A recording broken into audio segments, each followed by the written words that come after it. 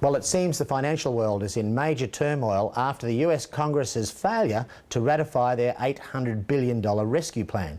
With me is CEO of Home Track Australia, Brendan Darcy, and he's got some good news and some bad news. G'day, Brendan. Welcome to the show. Thanks, Mark. First of all, we're in better shape than the UK, aren't we? Well, right now in the United Kingdom, there's a housing crisis and there's a financial crisis.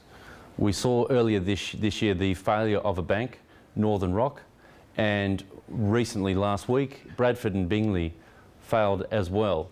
And we've also seen the forced takeover of HBOS, the UK's largest lender, by Lloyds TSB. House prices are down by 6.2% the year up to September. Volumes of housing transactions are actually down almost 80% on what they were a year ago. And the time to sell a property has almost doubled over the past year to over 11 weeks now. In a recent poll of 30 economists by Reuters, the average expectation for the house prices in the United Kingdom to fall from their peak was 20%. So there's more pain to go, another 14%. Yes, that's the forecast. In Australia, I wouldn't say that it's a crisis at this point, although there are some important parallels. We definitely have a credit crunch. Consumer confidence is at 17-year lows, and we have a restricted lending environment because of the credit crunch. We've had a very liquid securitisation market up until the middle of last year. A big part of that was the offshore markets. Now, the onshore markets are still open, but they're at 8-year lows. But the offshore markets, which a lot of the non-banks really heavily relied upon, have basically shut down. And that has a threefold impact. We have more expensive mortgages, we have less competition, less non-banks in the markets competing with the major lenders, and that means credit standards in the form of less choice, lower LVRs, more proof of income. Low documentation loans, for example, are now at a trickle compared to what they were a year ago. This next chart shows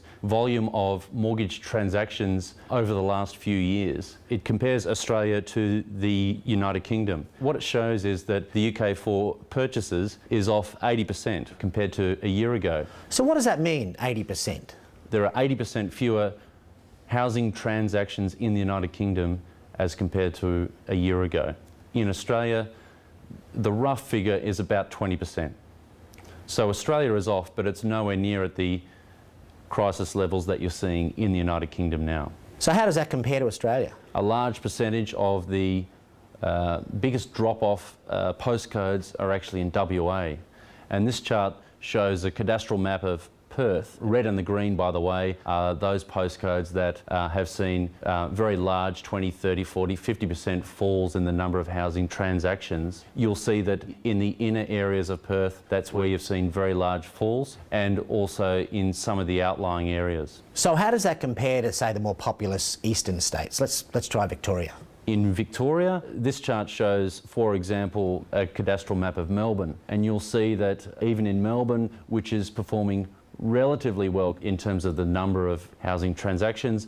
You can see in the inner Bayside suburbs, for example, parts of the inner west where there has been a dramatic drop-off. And interestingly, they are areas where there was a lot of activity a year ago. Welcome back.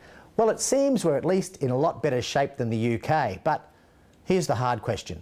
Brendan, what does the future hold? Well, clearly these are very interesting times, and you'd be a brave man to predict how the events of this week are going to pan out. I would say every investment, whether that be shares, precious metals, artwork, or residential property, needs an exit strategy. And until recently, that strategy has been largely based on, I'm going to take out a loan, and I'm going to buy this property, and sometime in the future, someone else is going to take out an even bigger loan and take it off my hands. Those days are over, at least for some time now. So we're left with how much income can the underlying asset generate?